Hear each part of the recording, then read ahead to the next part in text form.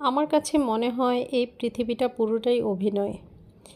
আমরা সবসময় একজন আরেকজনের সাথে অভিনয় করি। মাঝে মাঝে আমরা নিজের সাথেও অভিনয় করি, নিজেকে ভালো রাখার জন্য, পাশের মানুষটিকে ভালো রাখার জন্য।